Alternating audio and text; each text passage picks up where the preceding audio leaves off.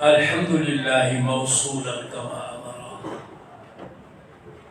مباركا طيبا يستنزل الدرار ذو الفضل والمن والإحسان خالقنا رب العباد هو الله الذي قهر حي عليم قدير والكلام له فرد سميع بصير ما أراد جرى يا ملجأ الفقراء يا ملجأ الفقراء والأغنياء ومن ألطافه تكشف الأسواء والضرر أنت الكريم وغفار الذنوب ومن يرجو سواك فقد أودى وقد خسر ثم الصلاة على المختار سيدنا محمد علم الهادين والسفراء وعترته ثم الصحابة ثم من تلاهم على الإحسان بالخير مقبلا أما بعد أعوذ بالله من الشيطان الرجيم بسم الله الرحمن الرحيم وكذلك أنزلنا إليكم نورا مبينا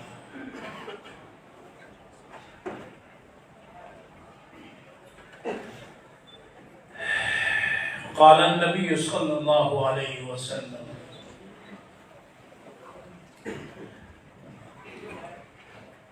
من قرأ القرآن وعمل بما فيه ولبس والداه تاجا يوم القيامة ضوءه أحسن من ضوء الشمس في بيوت الدنيا لو كانت فيكم فما ظنكم بالذي عمل بهذا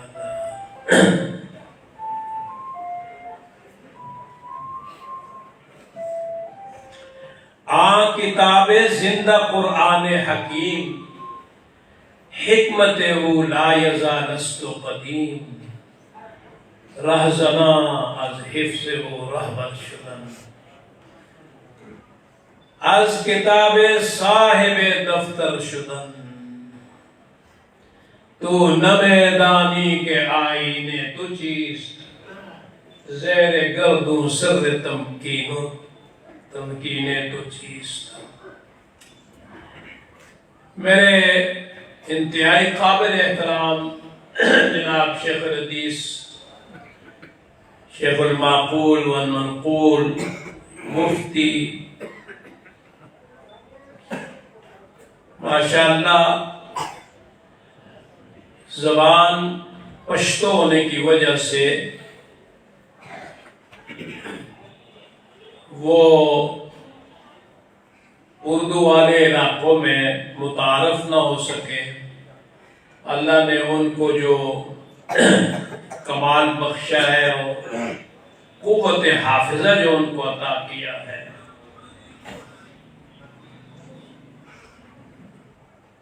بہت کم جگہوں میں دیکھا گیا ہے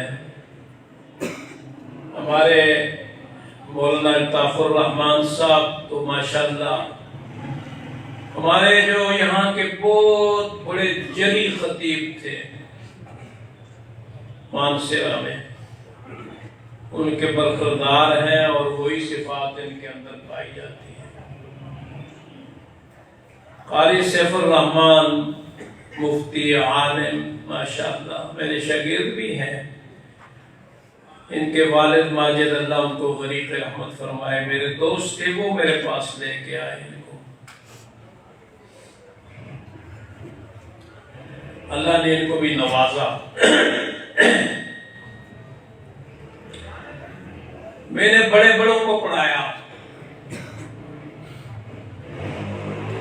بعضوں کے بارے میں میرا یہ خیال تھا کہ یہ زمانے کے ممتاز لوگوں میں سے ہوں گے ایسے قوی الحافظہ بچے میرے پاس آئے کہ آپ تصور نہیں کر سکتے۔ بڑے بڑے متون یاد کیے، بخاری شریف یاد کی۔ میں آگے لے جانا چاہتا تھا، قدرت کا ان کے حق میں فیصلہ نہیں تھا۔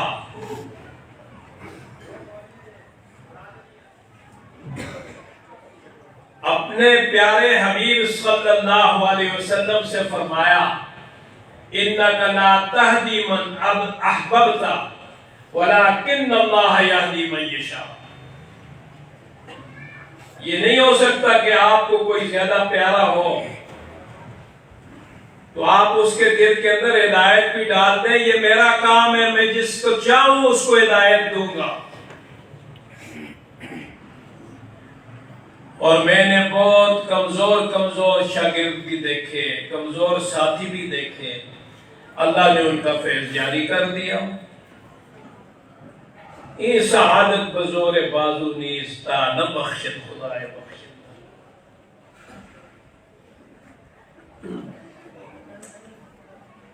میں اپنے شیخ کے پاس سبق کے بعد، وہ آنکھوں سے ذرا بینائی کم تھی تو املا کراتے تھے، کتابیں لکھتے تھے، تو مجھ سے لکھواتے۔ تو ایک مولوی صاحب آئے تو وہ اپنی پنجابی میں کہنے لگے، اے پیڑا ہر وقت اتنے بیٹھ کے تواڈے کو لکھتا رہتا ہے، اس نے کی کرنے نو کی آنا ہے۔ وہ شیخ کی زبان سے یہ الفاظ نکلے کہ انشاءاللہ یہ سب سے آگے نکل جائے گا۔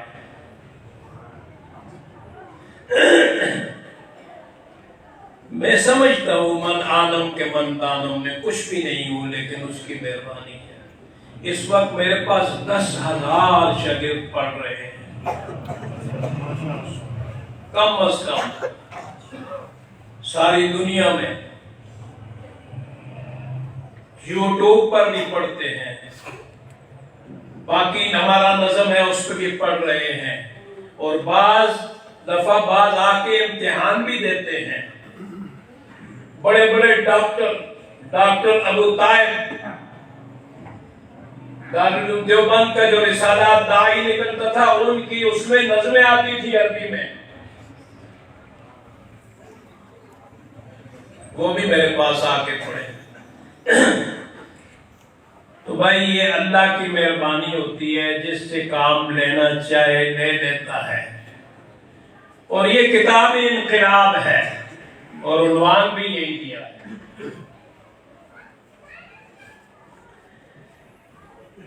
قلب بدلنے کو کہتے ہیں تحویل الشیء عن وجہہ،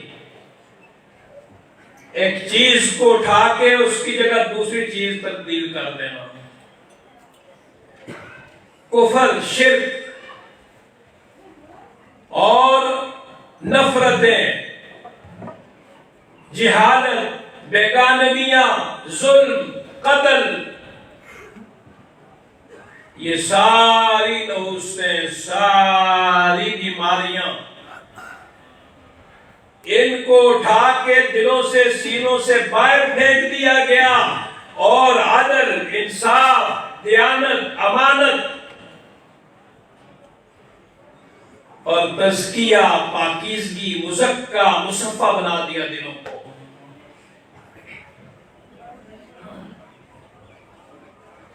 راہزنا از حفظ و راہبر شدن، الفضیل بن عیاض رحمت اللہ علیہ بہت بڑے ولی کامل، ڈاکو ہیں، ڈاکہ مار رہے ہیں۔ اور ڈاکہ بھی کیسے مارتے تھے؟ پہلے اعلان کرتے تھے، گھروں کے اوپر سے چھلانگے لگاتے ہوئے جا رہے ہیں کہ کسی بڑے گھر میں ڈاکہ ڈالیں۔ روشن دان سے قرآن کی آواز آئی، أَلَمْ يَأْنِ لِلَّذِينَ آمَنُوا أَن تَخْشَعَ قُلُوبُهُمْ لِذِكْرِ اللَّهِ وَمَا نَزَلَ مِنَ الْحَقِّ۔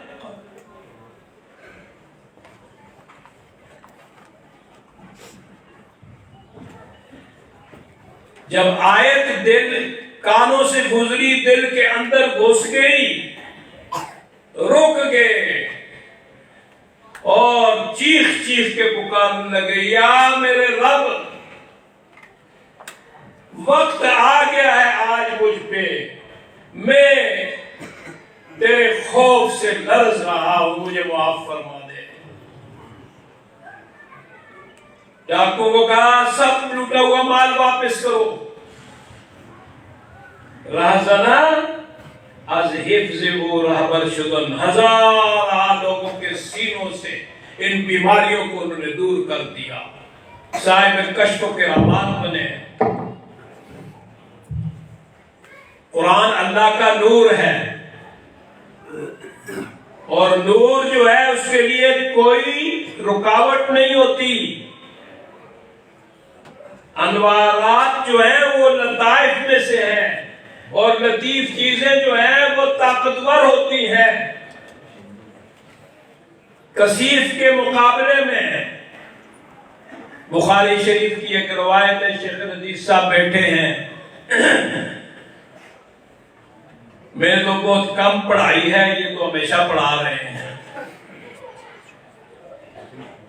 جب اللہ رب العزت نے اس زمین کو پیدا کیا تو پانی تھا بچھایا، زمین ہل رہی ہے۔ اللہ رب العزت نے پہاڑوں کو میخیں بنا کے اس میں گاڑ دیا، زمین رک گئی۔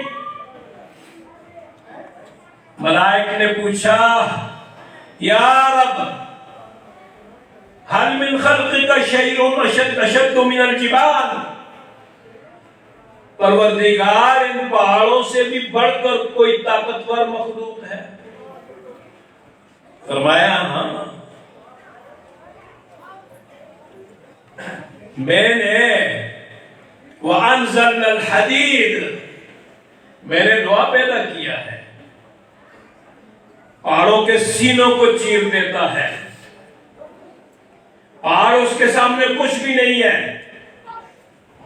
اتنا سا شبشبی بم بنا کے رکھ دیا جائے پہاڑ اڑ جاتا ہے۔ لطیف کثیف کے مقابلہ میں لوہا اس کے مقابلے میں لطیف ہے۔ پھر پوچھا، یا رب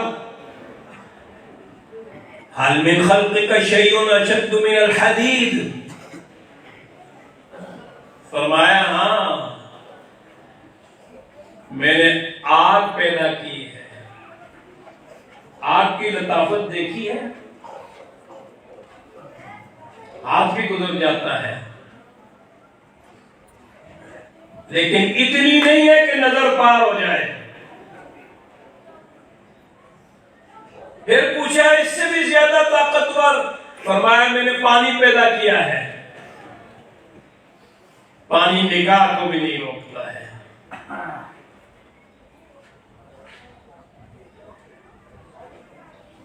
ہوا کے اندر تیر رہا ہے وہ باز، اور دریا کی تیر میں مچھلی کو اپنے شکار کو دیکھ لیتا ہے۔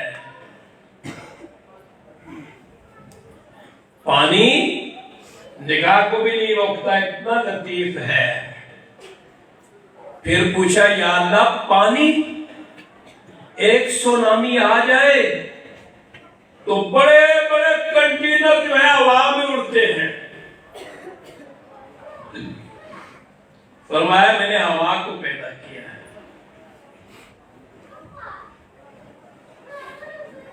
ہوا بہت لطیف ہے، ہمارے اندر بھی جاتی ہے، ہمارے ارد گرد بھی ہے۔ یہ جو ہم چل پھر رہے ہیں، ہم کھڑے ہوتے ہیں، حکمت بالغہ، یہ اس رب کریم کی حکمت ہے کہ آپ کھڑے ہو سکتے ہیں، آپ کے ارد گرد آپ کے اوپر منو ہوا کا بوجھ ڈال دیا ہے، آپ کو محسوس نہیں ہو رہا اور آپ اس کی وجہ سے کھڑے ہیں۔ اگر یہاں سے آواز ذرا سی ادھر ہو جائے آپ اڑ کے چلے جائیں گے آسمان میں۔ لطیف ہے کہ نہیں؟ پھر پوچھا یا اللہ ایسا وہاں پر بھی کوئی طاقتور مخلوق؟ فرمایا ہاں میں نے سب پہ طاقتور انسان کو پیدا کیا ہے۔ کون سا انسان؟ لطیف انسان، روحانی انسان، کثیف انسان نہیں، گناہ و شرک بدعات کی گندگی میں بکھرا ہوا نہیں، توحید کے نور سے منور، قرآن کے نور سے منور، اس کو میں نے سب پہ غالب پیدا کیا ہے کہ ایک ہاتھ سے اللہ کے لیے دیتا ہے، دوسرے ہاتھ کو پتہ نہیں چلتا۔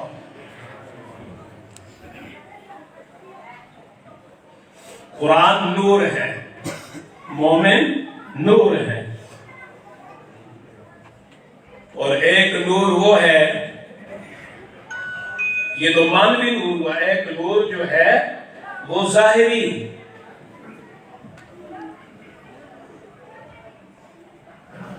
مومن جب جائے گا پلسرات پہ، قرآن والے جب جائیں گے پلسرات پہ، تو منافق کافر کہیں گے انظرونا نقتبس من نورکم، او بھائی ذرا ہماری طرف تھوڑا رخ کر دو، تھوڑا صبر کرو، ہم بھی تمہارے نور میں پار ہو جائیں۔ تو جواب کیا ملے گا؟ قیل ارجعوا وراءکم، یہ نور تو وہاں دنیا میں لے کے آئے ہیں، وہاں چلے جاؤ، لائٹ لے کے آؤ۔ یہ اس قرآن سے ملتا تھا، اس حدیث سے ملتا تھا، ان مدرسوں سے ملتا تھا، ان گودڑی پوشوں سے ملتا تھا۔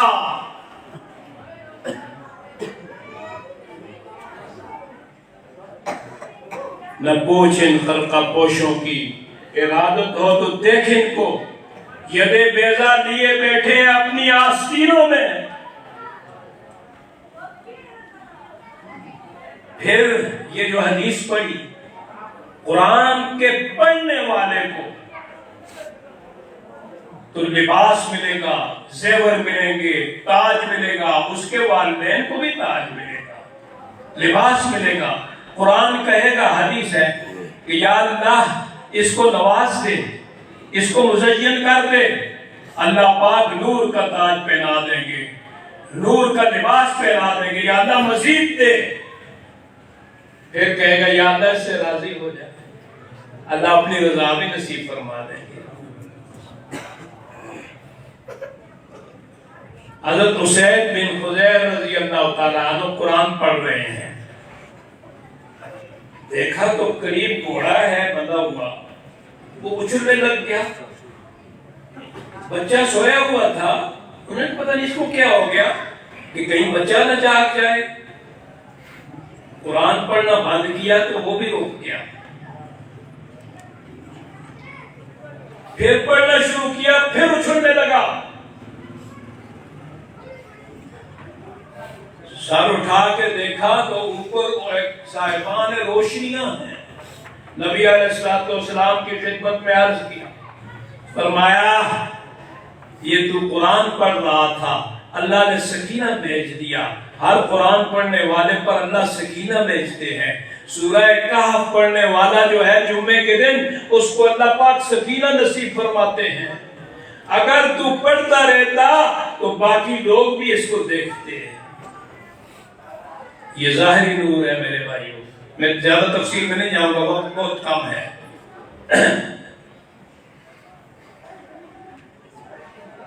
اور ایک وہ نور ہے جو اہل دل اور جو خود مکمل نور بن جاتے ہیں ان کو نظر آتا ہے۔ ہمارے ہاں میرے شیخ، میرے مربی حضرت خواجہ خان محمد صاحب سلطان الاولیاء رحمت اللہ علیہ تشریف لائے دستار بندی کے لیے، ختم بخاری تھا۔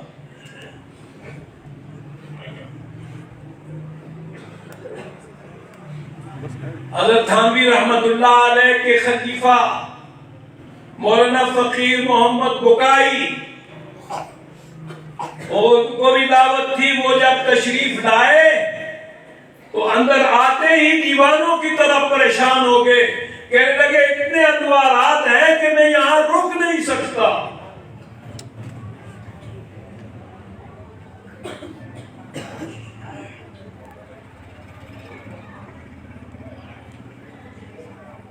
ہاں، مرد مومن کی پیشانی کا نور کب چھپا رہتا ہے پیش زیش ہو.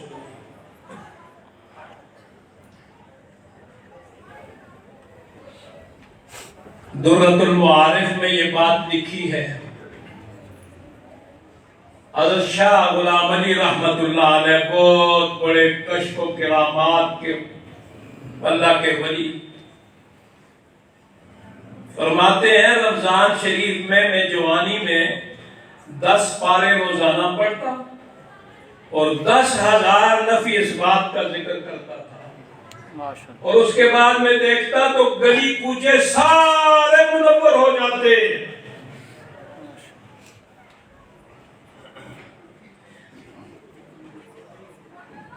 دارالعلوم دیوبند میں ایک بابا گھاس بیچتا تھا تو 3 پیسے ملتے تھے. 1 پیسہ گھوڑی کو کھلاتا، ٹانگے کو، 1 اپنے خرچ کے لیے اور 1 جمع کرتا. اور سال کے بعد دارالعلوم دیوبند کے علماء مدرسین کی دعوت کرتا. مولانا یعقوب رحمت اللہ علیہ فرماتے ہیں یہ وہ صاحب ہیں کہ حاجی امداد اللہ مہاجر مکی رحمت اللہ علیہ سے پوچھا اللہ والوں کے لیے زمین سکڑ جاتی ہے، فاصلے کم ہو جاتے ہیں، تو جواب نہیں دیا. جمعے کے دن آئے، پکڑا ہاتھ سے اور چل پڑے. تھوڑی دیر کے بعد مدینہ منورہ پہنچ گئے. جمعہ وہاں پڑھا، ساتھیوں سے ملے، پھر ہاتھ پکڑا، مکہ مکرمہ عصر سے پہلے پہنچ گئے. مولانا فرماتے ہیں میں اپنے آپ کو سوئیاں چبھو رہا ہوں، میں خواب تو نہیں دیکھ رہا. پھر فرماتے ہیں مجھے خیال آیا میں نے حاجی صاحب سے مسئلہ پوچھا تھا، یہ مسئلہ جو ہے زبانی بیان کرنے کا نہیں تھا، عمل سے بتا دیا. تو مولانا فرماتے ہیں ہم سارا سال اس بابا کی دعوت کے انتظار میں ہوتے. 1 سال تک وہ نورانیات جو ہے وہ ہمیں حاصل رہتی. اور ایک دفعہ 1 لقمہ حرام کا اندر اتر گیا تھا اور اتنی نحوست کہ قسم کے گناہوں کی طرف رغبت ہونے لگی.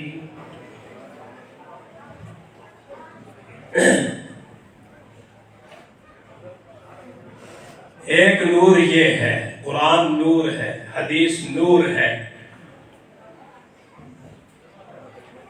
صاحب ابریز کشف و کرامات والے بزرگوں نے لکھا ہے حضرت عبدالعزیز نباغ رحمۃ اللہ علیہ کے بارے میں. فرماتے ہیں کہ ہمارے یہ بزرگ پیر جو تھے یہ امی تھے، حدیثوں کا علم حاصل نہیں کیا تھا. جب ہم ان کے سامنے حدیث پڑھتے تو صحیح حدیث ہوتی تو بتا دیتے، ضعیف ہوتی تو بتا دیتے. تو ہم نے پوچھا کہ یہ آپ کیسے بتاتے ہیں، آپ کو تو اسماء الرجال کا پتہ ہی نہیں ہے. فرمایا من تکلم بکلام النبی صلی اللہ علیہ وسلم خرج النور من کلامہ ومن تکلم بغیر کلامہ خرج الکلام بغیر نور. جو نبی علیہ السلام کے زبان مبارک سے نکلے ہوئے الفاظ اس کی زبان سے ادا ہوتے ہیں تو اس کے ساتھ ایک نور ہوتا ہے. اس نور کو دیکھ کر میں سمجھ جاتا ہوں کہ یہ وہی الفاظ ہیں جو آقا کی زبان مبارک سے نکلے ہیں. اور اگر کسی کوئی اور اس میں ملی ہوتی ہے بات تو اس کے ساتھ وہ نور نہیں ہوتا ہے. میں سمجھ جاتا ہوں کہ یہ اگر حدیث ہے تو ضعیف ہے. لکھتے ہیں کہ ان کے سامنے ہم نے آیت پڑھی حافظوا علی الصلوات والصلاۃ الوسطی صلاۃ العصر وقوموا للہ قانتین. فرمایا فیہ قرآن وفیہ حدیث وصلاۃ العصر حدیث والباقی القرآن. یہ صلاۃ العصر جو ہے یہ تو تفسیری کلمات ہیں، یہ تو حدیث ہے بھائی، باقی قرآن ہے. حدیث قدسی کے بارے میں پوچھا، فرمایا کہ یہ جو آپ نے پہلے پوچھا ہے نہ وہ ہے، نہ قرآن ہے، نہ حدیث ہے، بلکہ یہ ایک اور چیز ہے جسے کلام ربانی کہا جاتا ہے. اور پھر سامعین کی بات بتائی. ہم بھی قرآن سنتے ہیں، ہم بھی حدیث سنتے ہیں، ہم بھی دین کو سنتے ہیں. فرمایا کذا حال العارفین اذا سمعوا کلام النبی صلی اللہ علیہ وسلم یقوی انوارهم وتزداد معارفهم وَإِذَا سَمِعُوا غَيْرَ كَلَامِ النَّبِيِّ صلی اللہ علیہ وسلم بقوا علی حالتهم. جب کوئی اللہ کا کلام، نبی علیہ السلام کا کلام ادا کرتا ہے تو سننے والے عارف جو ہیں ان کے انوارات بڑھ جاتے ہیں، ان کی معرفت جو ہے وہ بڑھ جاتی ہے، اور اگر غیر کا کلام ہوتا ہے تو اپنے حال پر ہی باقی رہتے ہیں. اور اس کے ساتھ یہ بھی لکھا وَعِنْدَنَا جَمَاعَةٌ مِّنَ الْفُقَهَاءِ حِينَ سَأَلْتُ فَتَعَجَّبْنَا لَهُ جَمِيعًا مِّن. فرمایا کہ ہمارے ساتھ فقہاء کرام کی ایک بڑی جماعت بیٹھی تھی جس وقت ہم ان سے یہ سوالات کر رہے تھے، اور سارے کے سارے متعجب ہوئے. تو کلام قرآن نور، حدیث نور، اور نور جو ہے وہ تو بھائی سب سے زیادہ قوی ہوا کرتا ہے، وہ تو دلوں کی دنیا کو بدل دیتا ہے. اور جتنا زیادہ قوی نور ہوتا ہے، ایک نظر نبی علیہ السلام کی پڑی تو وہ صحابہ کرام زمانے کے قطب اور ابدال بن گئے. سیدنا ابوبکر صدیق رضی اللہ تعالیٰ فرماتے ہیں اگر میں رب کو اپنی آنکھوں سے دیکھ لوں تو مجھے جو یقین حاصل ہے اس میں کوئی فرق نہیں پڑے گا. یہ تھا ان کا ایمان، یہ تھی ایک کتاب انقلاب. اور آج حالت یہ ہے کہ اگر ہم ایک باپ کے دو بیٹے ہیں، افسوس سے کہتا ہوں، تو ایک بیٹا مدرسے میں داخل کیا اور باپ چاہتا ہے یہ زکوٰۃ کھائے، اور دوسرا جو ہے وہ کالج میں داخل کیا تو زیورات بھی بک جاتے ہیں، زمینیں بھی بک جاتی ہے. اور باپ کی اگر یہی نظر ہے قرآن پڑھانے والے کے بارے میں تو پھر وہ قرآن آگے جو جس نے پڑھا ہے اس کی کیا حالت بدلے گی.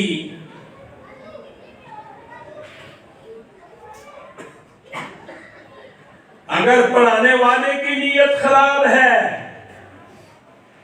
تو شاگرد کی روحانیت کیسے بدلے گی. آج بڑے بڑے رہزن بیٹھے ہوئے ہیں، ہاں لباس خضر میں پھرتے ہیں ہزاروں رہزن، لباس خضر میں پھرتے ہیں ہزاروں رہزن. اگر دنیا میں رہنا ہے تو کچھ پہچان پیدا کر. لوگ ان کے پیچھے دوڑ رہے ہیں. اور بھائی تمہیں اتنا عظیم الشان کلام اللہ نے دیا ہے کہ پہاڑ بھی اس کو برداشت نہیں کر سکتے تھے, سمندر بھی اس کو برداشت نہیں کر سکتے تھے, اور وہ آپ کے پاس موجود ہے. نبی علیہ الصلوۃ والسلام کے حدیث موجود ہے, اور تم در در کی ٹھوکریں کھاتے ہو. کہیں ایک در پہ سجدے کرتے ہو, کبھی دوسرے در پہ سجدے کرتے ہو.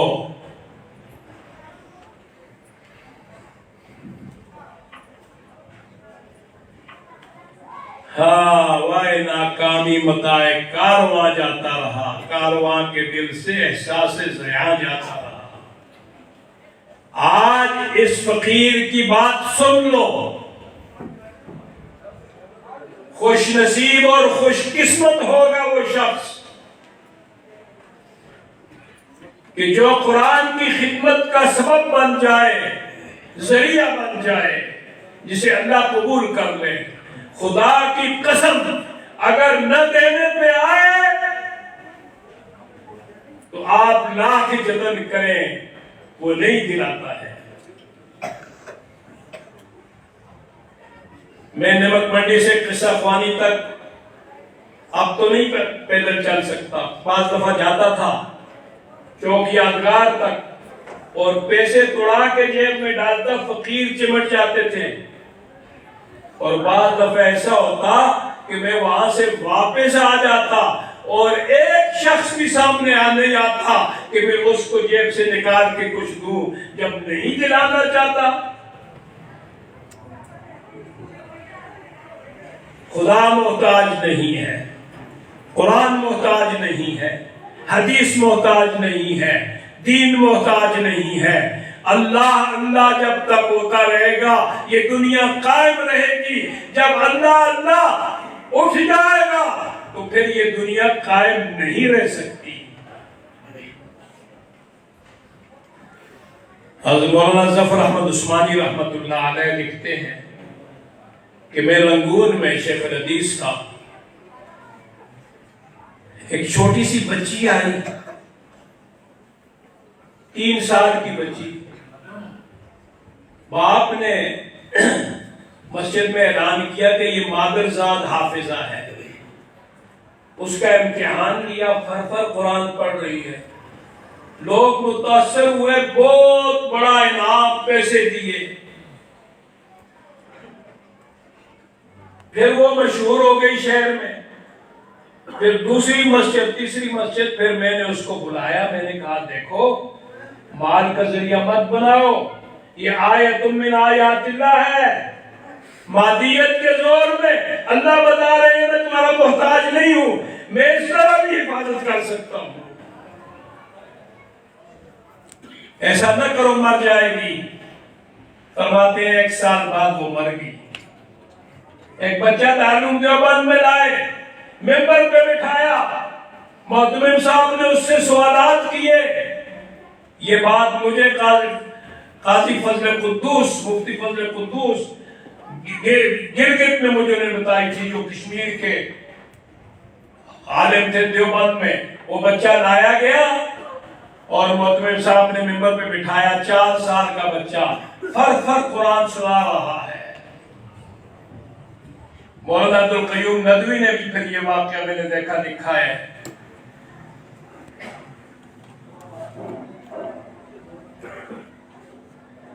حضرت ہشام جن کے بارے میں فرمایا کہ جس نے امام ہشام سے حدیث نہیں پڑھی تو پھر اس کو 10,000 احادیث حاصل کرنے کے لیے سفر کرنا چاہیے. یہ امام شامی کے راوی ہیں, قرات کے امام ہیں. سیدنا امام حمزہ, اللہ رب العزت کی زیارت ہوئی, فرمایا حمزہ قرآن پڑھ, ترتیل کے ساتھ پڑھ. آپ نے قرآن پڑھا اور پڑھا وَأَنَا اخْتَرْتُكَ فَاسْتَمِعْ لِمَا يُوحَىٰ. ارشاد باری ہوا دوسری قرات وَأَنَا اخْتَرْنَاكَ، اس سے پڑھ. سیدنا ابو عمر بصری یہ قرات کے تیسرے امام ہیں. حج کے لیے جا رہے ہیں، ساتھی کو کہا صحرا ہے، پانی نہیں ہے، نماز قضا ہو رہی ہے، یہاں بیٹھ جاؤ، میں پتہ کرتا ہوں، ابھی آتا ہوں. وہ کہتا ہے میں پیچھے پیچھے گیا تو دیکھتا ہوں صحرا میں ایک چشمہ ابل رہا ہے جس پر وہ وضو فرما رہے ہیں، اور مجھے کہا تمہیں اللہ کی قسم ہے یہ راز کسی کو نہیں بتانا. او بھائی وہ لوگ اللہ کی مخلوق کو اللہ سے جوڑنے والے تھے. اللہ والے اللہ کے بندوں کو اللہ سے جوڑتے ہیں. ہم نے رجسٹر بنائے ہوتے ہیں، اپنی ذات کے ساتھ جوڑتے ہیں. میں پیر ہوں، میرے اتنے مرید ہیں، میرے اتنے شاگرد ہیں. یہ آپ کے قریب خانپور میں ایک بہت بڑے اللہ والے تھے، بزرگ تھے. ان کا ایک مرید، اس کی گھوڑی گم ہو گئی، سارا دن تلاش کرتا رہا. عصر کے وقت تھک گیا، ایک درخت کے ساتھ ٹیک لگائی تو سو گیا. دیکھتے ہیں پیر صاحب آئے اور اس کو کہتے ہیں بچے کیوں پریشان ہے، ذرا اور آگے جاؤ، وہاں تمہاری گھوڑی بندھی ہوئی ہے. خوش ہوا، گیا، گھوڑی بندھی تھی. بندے نے کہا یہ بھاگ کے آ رہی تھی، یہاں کھڑی ہو گئی، میں نے باندھ دی. لے کے گیا اور دل میں نیت کی اس کا جو بچہ ہوگا میں پیر صاحب کو دوں گا. بچے کو لے کے آیا پیر صاحب کی خدمت میں تو واقعہ بیان کیا. اگر میں اس طرح کا پیر بنا ہوتا نا، میں کہتا دیکھا، پھر سب لوگوں کے سامنے اس کی شہرت کرتا. اس لیے کہ ہم پیر اللہ کی مخلوق کو اپنے سے جوڑتے ہیں، وہ اللہ سے جوڑتے تھے. فرمایا بچے خدا کی قسم، نہ مجھے تیری گھوڑی کے گم ہونے کا پتہ ہے، نہ تیری گھوڑی کے ملنے کا پتہ ہے. تو اللہ کا نیک بندہ تھا، پریشان ہوا، اللہ نے مہربانی فرمائی اور میری شکل میں کوئی فرشتہ بھیج کر تیری رہنمائی کر دی، لے جائے اپنے بچیرے کو.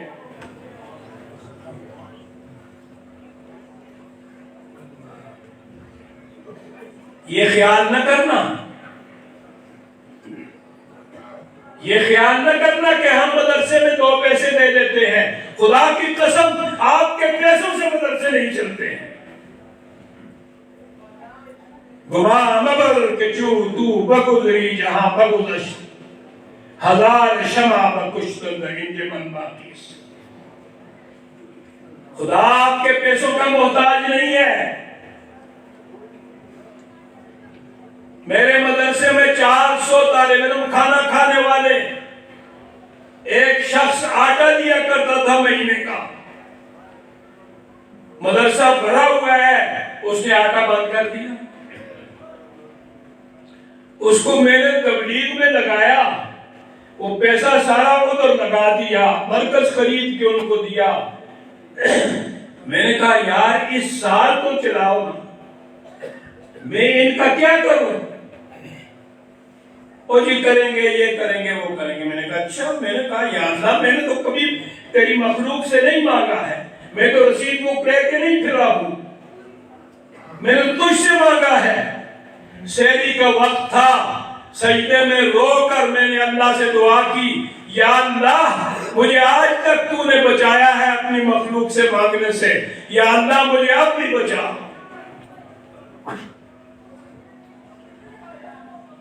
وہی انشراح صدر ہوا اور صبح ایک صاحب کا فون آیا کہ تم کچھ پریشان ہو، مجھے پتا چلا ہے. میں نے کہا کس سے؟ انہوں نے کہا مجھے رات کو پتا چلا ہے. اب وہ فوت ہو گیا ہے، اللہ کو معلوم ہے وہ راز کیا ہے. میں اپنی زندگی کے راز آپ کو کھول کے بتاؤں، آپ کے ہوش اڑ جائیں. اس نے کہا میں نے اکاؤنٹ کھول دیا ہے، جتنا آٹا لگے گا آپ کو ملتا رہے گا، اور میرے مرنے کے بعد بھی بھی آپ کو ملتا رہے گا. اللہ اس کی قبر کو نور سے بھر دے. آج بھی وہ ہمیں مل رہا ہے. اللہ محتاج نہیں ہے. اس لیے جڑ جاؤ. اگر چاہتے ہو یہ قرآن کل آپ کا بھی سفارشی بن جائے. یہ قرآن نور ہے اور جو قرآن کو اپنے سینے میں لیتا ہے وہ نور بن جاتا ہے. مومن کو کہا جائے گا جا جہنم میں تلاش کر اپنے دوستوں کو جو تیرے ساتھ نمازیں پڑھتے تھے.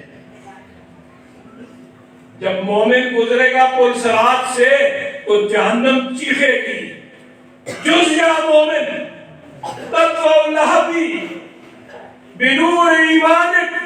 تیرے ایمان کے نور سے میرے شعلے ٹھنڈے ہو رہے ہیں, جلدی گزر. اب جنتی جائے گا جہنم میں, جا کر تلاش کرے گا اور ایک ایک کو پکڑ کے لائے گا.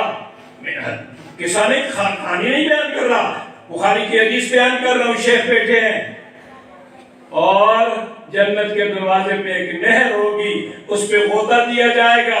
اس ایمان کی وجہ سے اس کا چہرہ نہیں جلے گا, اس کا باقی جسم جلا ہوگا اور غوطہ دیا جائے گا. وہ بالکل تاباں روشن جنت کے قابل ہو جائے گا اور اس کو جنت میں پھر پوچھیں گے کوئی اور رہ گیا ہے؟ تو یہ مومن کو جہنم کیوں نہیں جلائے گی؟ مومن کو جہنم کیوں نہیں جلائے گی؟ وہ تیمور نے ایک لوہے کا گھوڑا بنایا, آگ بھر دی, کہا جو کہتے ہیں میں سید ہوں آ کر اس پر بیٹھے, تو میں مہر لگا کے دوں گا وہ سید ہوگا, باقی کوئی سید نہیں. اپنے آپ کو جو سید دیکھے گا میں اس کی گردن قلم کروں گا. ایک اللہ والا آیا حضرت زکریا ملتانی رحمت اللہ علیہ, اس کے اوپر بیٹھا گھوڑے کے اوپر اور اس کو اینٹ لگائی اور وہ چل پڑا. تیمور آ کے جھک گیا, اس نے کہا جو سید آئے میں مہر لگاتا ہوں. یہ جو کہتے ہیں نا یہ تیموری سید ہے. بعض لوگ بن جاتے ہیں, لیکن یاد رکھیں نسب کا بدلنا, سند کا بدلنا, اسی طرح من کا لبال ہے یا متعمدا فلیتبوأ مقعدہ من النار کے تحت آتا ہے.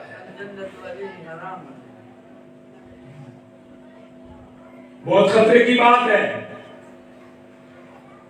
ایک جگہ ایک وہ بجانے والا تھا بھی خوبصورت, تو اس نے کہا یار اس گاؤں میں میری عزت نہیں ہے.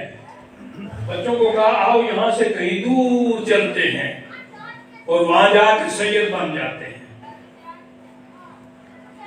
ایک دور دراز گاؤں میں چلا گیا, لوگوں نے بڑی اس کی خاطر مداحت کی, بڑا احترام کیا, اس لیے کہ سید کا تو احترام کرنا چاہیے, سید کا احترام کرنا چاہیے. بھائی اس کی گناہگاری کو بھی مت دیکھو, نبی علیہ السلام کی نسبت سے احترام کرو. حضرت امام شافعی رحمت اللہ علیہ فرماتے ہیں سید آئے اٹھ جاتے تھے, لوگوں نے کہا یہ مائل ہو گئے ہیں رافضیوں کی طرف. فرمایا حب اہل بیت رفض ان کان حب اہل بیت رفض فلیشہد الثقلین انا اول الرافضین. اہل بیت کی محبت اگر رفض ہے, اس سے آدمی شیعہ بن جاتا ہے, تو میں پہلا رافضی ہوں. بات سمجھ آئی کہ نہیں؟ اور دوسری بات, وہاں جب ایک شادی ہو گئی تو وہ ڈھول بجانے والا, وہ جو سید صاحب بنے ہوئے تھے, اس نے کہا یار تمہیں بجانا نہیں آتا, ادھر کرو. اس نے جو بجایا انہوں نے کہا حیران ہوئے یار یہ تو کوئی بندہ تو دوسرا نظر آتا ہے, اپنے آپ کو سید کہتا ہے.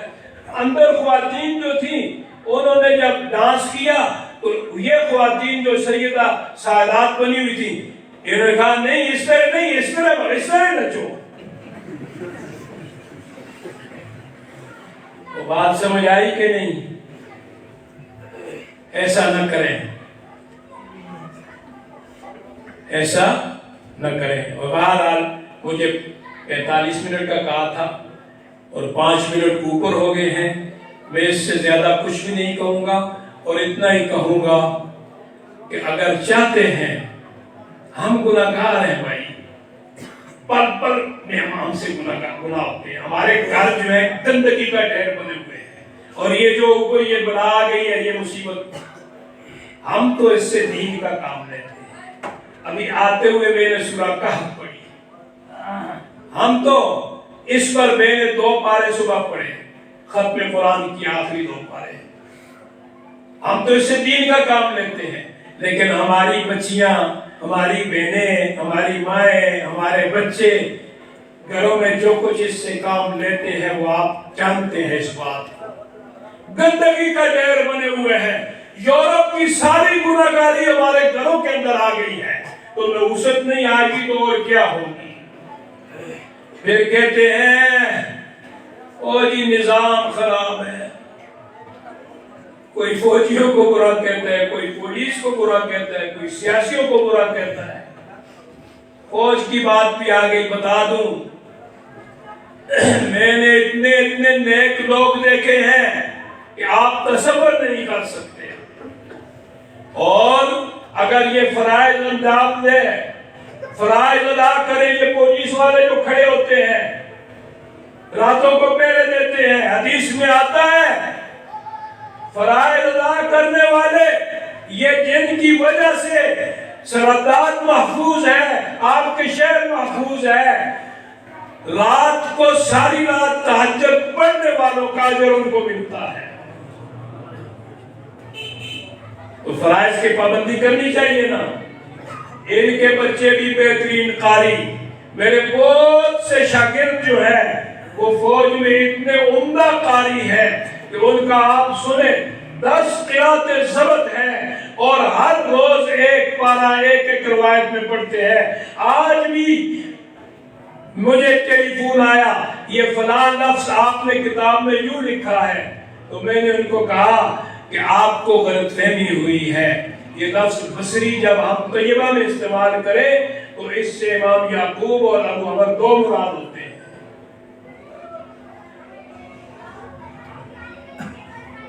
بات سمجھ آئی کہ نہیں؟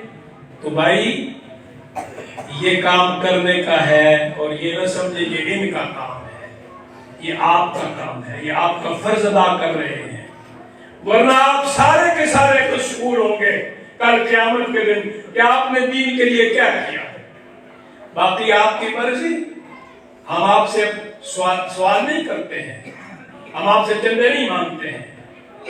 اگر آپ چاہتے ہیں کہ آپ کا پیسہ کسی اچھی جگہ میں لگ جائے اور آپ قرآن کے خاتموں میں شمار ہو جائیں تو پھر آپ کو کرنا چاہیے، اور اگر اس کی آپ کو ضرورت نہیں ہے تو کوئی بات نہیں ہے، اللہ پاک حفاظت فرمائیں گے بغیر اس کے بھی۔ وآخر دعوانا الحمدللہ۔